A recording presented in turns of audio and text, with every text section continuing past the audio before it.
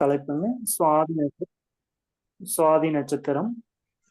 இதை பத்தி நம்மளோட பேசுறதுக்கு அடுத்ததா சேலத்தை சேர்ந்த ஸ்ரீராம் ஐயா அவர்களை அன்புடன் அழைக்கிறோம். ஐயா வாங்க. அனைவருக்கும் வணக்கம். என்னை இந்த உலகத்திற்கு அறிமுகப்படுத்திய என் தாய் தந்தரை வணங்கியும், எனக்கு ஜோதிடத்தை அறிமுகப்படுத்திய ஜோதிட குருமார்களை வணங்கியும், விசிஷ்ட மகா கணபதி, வாயுமைந்தன் ஹனுமான், பஜந்திரி மகரிஷி மற்றும் பாம்பாடி சித்தர் பாதம் பணிந்து எனது சிற்றுரையை நான் துவங்குகிறேன். அனைவருக்கும் வணக்கம். இன்று நாம் காணப்போகும் தலைப்பு சுவாதி நட்சத்திரம் என்று சொல்லக்கூடிய ராகு பகவானின் நட்சத்திரம். இது ராகு பகவானின் 2வது நட்சத்திரம் என்று கூறப்படுகிறது. பொதுவாக இந்த இது நட்சத்திர வரிசையில் 15வது நட்சத்திரமாக வருகிறது. ராசி மண்டலத்திலே 186 பாகை உள்ளது. 40 முதல் 200 பாகை வரை இது பரவியுள்ளது. சுவாதி என்றால் வான் என்னும் பெயர் உண்டு. இது ஒரு ஒற்றை நட்சத்திரம். பவனமணி போன்றது. மகாவிஷ்ணுவின் அவதாரத்தில் நரசிம்மர் தோன்றியது. அதே போல பால்கடல் கடையின் போது மகாலட்சுமி தாயார் வந்ததும் இந்த நட்சத்திரத்தில் தான் என்று கூறினால் மிகையாகாது. அந்த வகையிலே பார்க்கும்போது இந்த சுவாதி நட்சத்திரம் என்பது சனீஸ்வர பகவானின் கர்ம வினை பதிவை கொண்ட நட்சத்திரமாகும். சுவாதி நட்சத்திரம் பொதுவாக இந்த நட்சத்திர குணாம்சங்கள் பார்த்தீங்கன்னா, தெய்வ நம்பிக்கை மிக்கவர்களாக இருப்பார்கள். தெய்வத்தின் அனுகிரகம் எப்போதும் இவர்களுக்கு இருக்கும். எதிலும் நிதானத்தை கடைபிடிப்பார்கள். ஒழுக்கம் தவறாதவர்கள். அதே போல அரசாங்கத்தில் உயர் பொறுப்பிலும் பெரும்பாலும் ஆசிரியராக இருப்பதும் நாம் காண முடிகிறது. எந்த காரியத்திலும் வெற்றி பெற கடுமையாக உழைப்பார்கள். எதிலும் ஒரு தனித்தன்மை இவர்களிடம் வெளிப்படும். நீதி நேர்மையை கடைபிடிப்பார்கள். அதை மற்றவர்களுக்கு போதனையும் செய்வார்கள். மற்றவர்கள் கருத்தை அப்படியே ஏற்றுக்கொள்ள மாட்டார்கள். நல்லது எது கெட்டது என தீர ஆராய்ந்து முடிவெடுப்பார்கள். எந்த சூழ்நிலையிலும் மன உறுதியை இழக்க மாட்டார்கள். பொதுவாக சொல்லணும்னா தன்மான சிங்கம்னு சொல்லுவாங்க. அப்படி இருப்பாங்க. அதாவது குடும்பத்தாருடன் அன்போடு நடந்து கொள்வார்கள். குழந்தைகள் என்றால் இவர்களுக்கு கொள்ளை பிரியம். பக்கத்து வீட்டு குழந்தைகளிடம் கூட அன்பு பாராட்டுவார்கள். பெரியவர்களை மதித்து நடப்பார்கள். பிள்ளைகளின் எதிர்கால நலனுக்காக அயராது பாடுபடுவார்கள். நல்ல சுவையான உணவுகளை ரசித்து ருசித்து சாப்பிடும் குணம் உடையவர்கள். தங்களுடைய சுதந்திரத்தில் யாரும் தலையிட அனுமதிக்க மாட்டார்கள். பொதுவாக இந்த நட்சத்திரத்தில் பிறந்தவர்கள் ஞானி என்று கூறினால் மிகையாகாது. எந்த விஷயத்திலும் அந்த விஷயத்தை கற்று தேர்ந்து நல்ல விதமாக அடுத்தவர்களுக்கு சொல்லக்கூடிய பரிபக்குவம் இவர்களிடம் மிகுந்து காணப்படும். அடுத்ததாக இந்த நட்சத்திரத்தில் பிறந்தவர்கள் வீட்டில்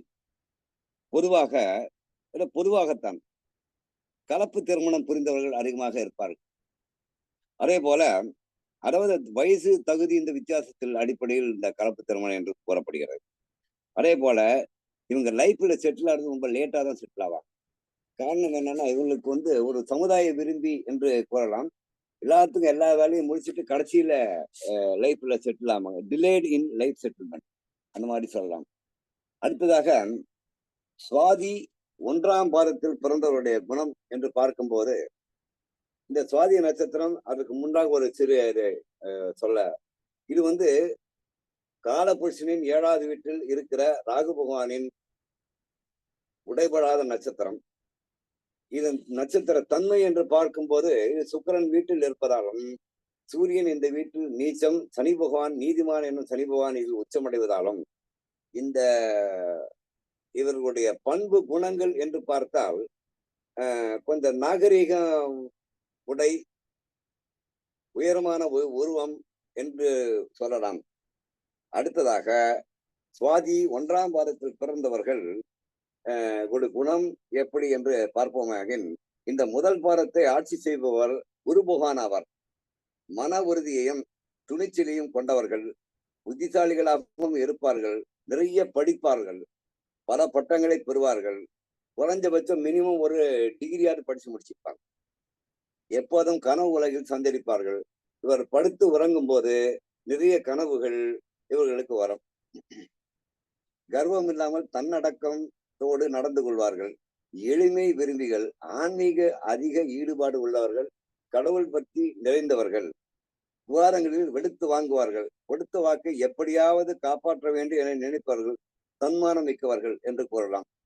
அடுத்ததாக சுவாதி 2ஆம் பாதத்தில் பிறந்தவர்கள். இதன் அதிபதி சனி பகவான் நீதிக்கும் நேர்மைக்கும் கட்டுப்பட்டவர்கள், பாகுபாடு இல்லாமல் பழகுவார்கள், தனித்தன்மையோடு விளங்குவார்கள், தெய்வ பக்தி நிறைந்தவர்கள், எந்த காரியத்தையும் தெய்வ அனுகிரகம் வேண்டி தொடங்குவார். சாமி கும்பிடாம எந்த வேலையும் செய்ய மாட்டாங்க. முதல் இறை வழிபாடு, அதன் பின்னால்தான் எந்த வேலையா இருந்தாலும் கும்பிடுவார்கள். அதே போல தியானத்திலும் இவர்கள் சேர்ந்து வழங்குவார்கள். அதே போல மந்திர உச்சாடனங்கள் தெளிவாக உச்சரிக்கக்கூடிய மனம் படைத்தவர்கள். வெற்றியும் எந்த வேலையை எடுத்தாலும் வெற்றி பெறுவரை போராடி அதை வெற்றியும் பெற்று வருவார்கள். மனசாட்சிக்கு பயந்தவர்கள், தாய் தந்தையரை கடைசி வரை பாதுகாத்து போற்றுவார்கள். ஆனால் தந்தையின் அரவணைப்பு என்பது இவர்களுக்கு இருக்காது. ஆனால் பூர்வீக சொத்து இவருடைய தந்தையே, நம்ம ஐயாவே முன்னால சொல்லிட்டாரு, இருந்தாலும் எனக்கு ஞாபகம் வந்து சொல்றேன். தந்தையின் சொத்து அழிந்து விடும். ஆனால் இவருடைய தந்தை இறை வழிபாடு, ஆன்மீக ஒழுக்க நெறி படைத்தவராக இருப்பார். அதே போல தவறுகளை தட்டி கேட்கும் குணம் படைத்தவர்கள். உடன் பிறந்தவர்கள் அன்பும் அனுசரணையும் இவர்களுக்கு உண்டு. அடுத்ததாக சுவாதி 3ஆம் பாதத்தில் பிறந்தவர்கள். 3ஆம் பாதத்தை ஆட்சி செய்வரும் சனி பகவான் தான். இவர்களுக்கு குடும்ப பற்று உள்ளவர்கள். மற்றவர்களை பற்றி கவலை கொள்ளாமல் தானும் தன் குடும்பம் நேர்மையாக நடந்து கொண்டால் போதும் என நினைப்பார்கள். பேச்சாற்றல் மிக்கவர்கள். அதே நேரம் நண்பர்களிடையே கோல் மூட்டி, சண்டையை மூட்டி அதை வேடிக்கை பார்ப்பவர்கள் இந்த சுவாதி 3ஆம் பாதத்தில் பிறந்தவர்கள். இது ஒரு தீய பழக்கம் இவர்களிடம் உண்டு. அடிக்கடி வாழ்வில் அதிர்ஷ்ட வாய்கள் ஏற்பட்டு வாழ்க்கை தரம் உயரும். அதே போல கற்பனை உலகில் சஞ்சரிப்பார்கள். இவர்களுக்கு இந்த 3ஆம் பாதத்தில் பிறந்தவர்கள் ஒருவர் செய்த உதவிக்கு மாற்று உதவியை எப்படியாவது செய்துவிட வேண்டும் என மனப்பான்மை உள்ளவர்கள். எதிலும் ஒரு போட்டி மனப்பான்மை இருக்கும். நல்ல நிலைக்கு வந்தவுடன் தான் திருமணம் என்பதும் திடமாக இருப்பார்கள். வாழ்க்கையில ரொம்ப லேட்டா செட்டில் ஆவாங்க இந்த 3ஆம் பாதம். அடுத்தது சுவாதி 4ஆம் பாதத்தை ஆட்சி செய்வர்கள் குரு பகவான். இவர்களுக்கு தாய்ப்பாசம் அதிகமாக இருக்கும். பிறரிடம் அதிக உரிமைகளை எடுத்துக் கொள்வார்கள்.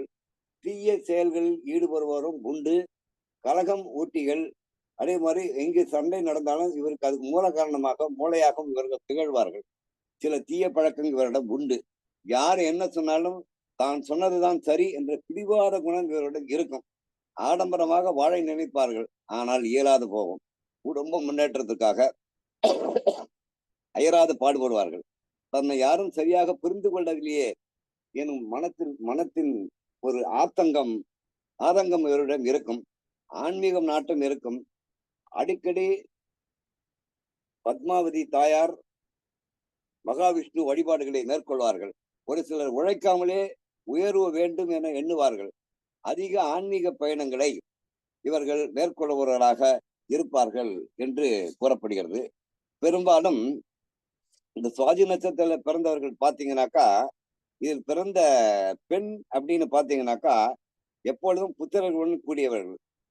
ஆனால் இவர்களுக்கு அவரோட சுயஜாதகப்படி வேறு மாதிரியா இருக்கும். இவர்களுக்கு அதிகமாக பெண் குழந்தைகள் இருக்கும், அல்லது ஒற்றை பெண் ஆண் வாரிசு இல்லாத போகிறதுக்கான வாய்ப்பு இந்த சுவாதி நட்சத்திரக்காரங்களில் இருக்கு அப்படின்னு சொல்லப்படுகிறது. சத்தியம் உள்ளவர்கள், தனம் உள்ளவர்கள், அதிகமாக தண்ணீர் குடிப்பார்கள். இவர்களுக்கு தண்ணீர் தாகம், அடிக்கடி தண்ணி குடிச்சுட்டே இருப்பாங்க. அதிக தோழிகள் உண்டு. தன் சத்துருக்களை எப்படியாவது வென்று விடுவார்கள் என்று சொல்லப்படுகிறது. அதே நேரம் இந்த ஜாதக சார தீபம் என்று பண்டைய நூல் ஒண்ணு உண்டு. அது பாத்தீங்கன்னாக்கா அதில் வேறு மாதிரி சில தகவல்கள் வந்திருக்கிறது. இது என் குருநாதர் சொல்லும்போது அந்த நூலை காண்பித்து சொல்லும்போது அதில் படித்த ஞாபகம் வருகிறது. அதில் முதல் பாதத்தில் பிறந்தவன் கள்வன், திருடன் என்று குறிப்பிடப்பட்டுள்ளது. அதே போல 2ஆம் பாதத்தில் பிறந்தவர்கள் அற்பாயுள் உள்ளவர்கள் என்று கூறப்படுகிறது.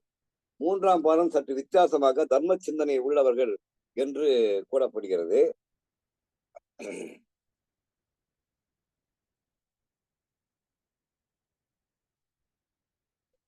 கூறப்படுகிறது. அதே நேரம் ஆஹ், மூன்றாம் மாதத்தில் பிறந்தவர்கள் தர்ம சிந்தனை உடையவர்கள் என்றும், நான்காம் மாதத்தில் பிறந்தவர்கள் படிப்படியாக முன்னேறி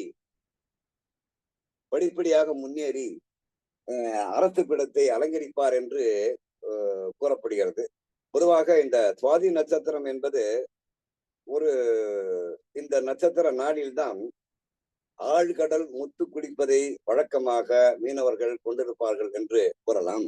அதே போல இந்த சுவாதி நட்சத்திரக்காரர்களுக்கு சரியான ஒரு திருக்கோயில் ஒன்று இருக்கு. அது என்னன்னு பாத்தீங்கன்னாக்கா, சென்னை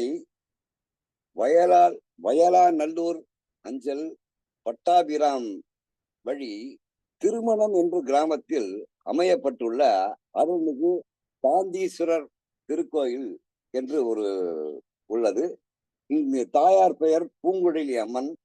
சுவாதி நட்சத்திரங்கள் தங்கள் தோஷங்களை நீங்க இங்கு வழிபாடு செய்யும் போது சுவாதி நட்சத்திரத்திற்கு உண்டான தோஷங்கள் அமைய பெற்று வாழ்வாங்கு வாழ்வார் என்று கூறி எனக்கு வாய்ப்பளித்த நல்ல உள்ளங்களுக்கு நன்றி பாராட்டி என்னுடைய சிற்றுரையை முடிக்கிறேன். நன்றி, வணக்கம். ஐயா ரொம்ப நன்றிங்க. ஐயா வந்து ரொம்ப தெளிவான விளக்கம் வந்து கொடுத்தாருங்க. அதாவது சுவாதி நட்சத்திரக்கார் பார்த்தோம்னா தண்ணி வந்து அதிகமா குடிப்பாங்க.